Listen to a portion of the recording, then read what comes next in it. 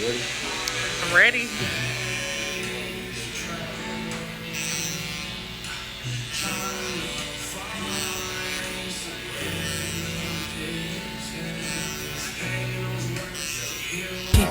Where the fuck the function?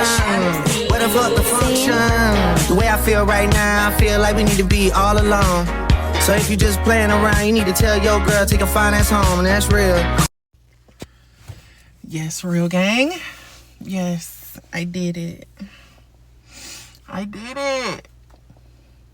But let's talk about why. Let's talk about how we got here, okay? Because I didn't just go cut all my hair off for no reason again. So let's talk about it. So guys, let's just jump right on into it. I've been depressed for months. Okay, I've been depressed for months. I know, like in my last video, I was bragging a little bit on our boo. That shit over with. That shit's a wrap. We are done. Yeah, we're done with each other. So that kind of was a catalyst for why I just cut all my hair off. But I just haven't been happy for months. You know, like I told y'all, he's a lot younger than me. Our expectations of what was happening was different.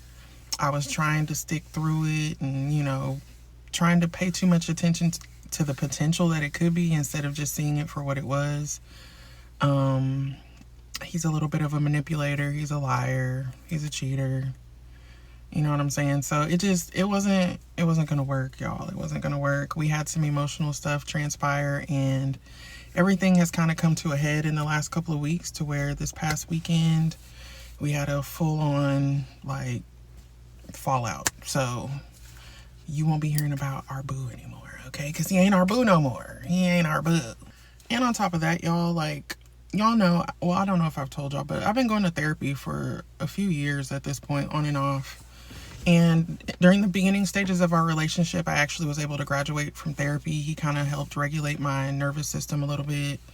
He was cool. He understood like my mental health, and he would check on me and make sure I was good. And then the last like 6 months, he's just been contributing to my mental health problems, okay? Found out that he had a baby on the way from right before we started talking. Found women in his phone that he'd been conversing with. Like, he's just been being really weird, you know what I'm saying? And on top of that, I had like a medical thing go on that I don't really want to go too deep into a couple of months ago, and he wasn't there for me for it at all. And it was a very emotional time for me.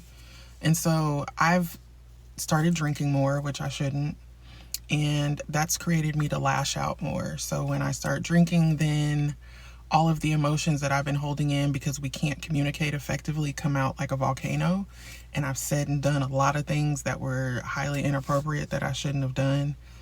I've crashed out on Instagram quite a few times over the last few weeks. And it was just a culmination of my emotions inside of me and them not having anywhere to go. So I was acting out, you know. So I had been talking about cutting my hair off the last probably couple months, because I hadn't cut my hair in like 2.5 years. And usually when I cut my hair, it's a sign of me being unhappy. It's a way for me to release the energy, you know, start fresh, a Britney Spears moment, if you will. And so, yeah, Friday on my lunch break, I went and cut my hair off, recolored it. Right now, we're not doing waves. We're just rocking our curls. I'm debating if I'm going to change the color. I don't know yet, but yeah, I've just been unhappy, y'all. Like, I'm overstimulated. I'm unhappy with my job. My job switched my role and not happy about that. The kids are overstimulating me. Like, I'm just overwhelmed, and I didn't need someone that I had huge feelings for and loved dearly to treat me this way. But it's okay. You know, life goes on. It's not our first heartbreak. It's not going to be our last. I'm good now. You know, I've had time to like sit and think about it and pray, and I'm good now. But this weekend was rough. It was rough. And on top of that, like 2 weeks ago, I had a suicide attempt. That was rough. My homegirl actually had to come assist with that and calm me down. And yeah, it wasn't one of my proudest moments, but that's how I was feeling. I've been feeling like that a lot lately. Like I don't belong. I don't fit. I'm overwhelmed. I'm doing this shit by myself. That's the main thing. Like, it's not that I have like this codependency thing. It's more so that I'm just ready for a partner. Like, I don't need anybody to come save me from my life. I would just like a partner. Like, I'm here to take care of my kids, but nobody's here to take care of me. You know what I'm saying? So I just crave the partnership. I don't have a whole bunch of friends that I hang out with. My family isn't super close. So it's just like, I don't really have anyone. And then on top of that, I work from home, been working from home for almost 5 years, 6 years. And I'm just always in the house. I don't really go out and do a lot of things these days just because I've been focused on goals, and goals require me to not spend a whole bunch of money on unnecessary adventures. So it's been hard. And like, for the person that's been your pattern and like your routine for the last 9 months, for them to all of a sudden switch up and tell you that they don't want anything to do with you anymore, and they call you weird because you're having mental health episodes.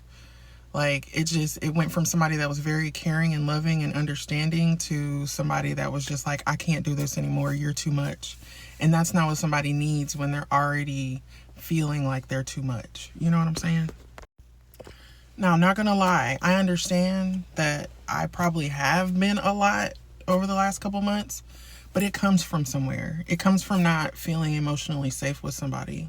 It comes from me not listening to my intuition and my body, because my body's been telling me to run for months, right? So at this point, he was feeling like I was pushing him away. Because I didn't feel safe. Like, if you're constantly doing things to create rifts in the relationship, the person is not going to feel safe. You know what I mean? So at the end, we both ended up hurting each other, saying things we can't take back. Like, it is what it is. I started therapy again last week. So we're back doing that. We got to get our mental health back regulated. Just been trying to take it one day at a time, not self-blame, because I'm really bad at that, at blaming myself for everything all the time. Wanting to take accountability for everything when other people aren't willing to take accountability for their part and their actions. But it's all good, y'all. I value the memories that I had with him. I had fun. You know what I mean? He's a cool guy. I said a lot of things out of anger and out of hurt. And overall, he is a nice guy. It's just, we're not the right match. It's a mismatch for us. And that's okay. I hope he finds happiness. And I hope I do too. So for now, we're focusing on the future, right? Like, getting ourselves more mentally stable, cutting down on our drinking, getting out of this house more instead of relying on one source, one person to entertain us and spend time with. Not really focused on dating right now, especially after this. So, even if I am talking to anybody in the near future, definitely want to slow it down. I'm not in a rush to like hurry up and be in a relationship. I wasn't with this either. You know what I'm saying? The problem is that this was a situationship. We never formally labeled anything, and that was his choice, not mine. So that was part of the reason why this has been such a roller coaster for me, because it wasn't what I wanted. And at the time that we reconnected, I wasn't looking for anything. I was minding my business on my abstinence journey. I wasn't interested in dating. So this kind of happened out of nowhere. And that's kind of what hurts a lot too, is that we weren't even supposed to do this. Like, all this started because of those cutwaters last year, y'all.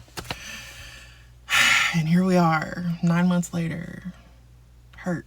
You know what I'm saying? So I should have listened to my intuition. When he said he wasn't ready for anything serious, I should have taken it at face value and moved along, knowing that that's not what I wanted. You know, you can't change somebody's mind. You can't change anything. So it was on me a little bit. You know, I take accountability for that. But at the end of the day, we deserve better.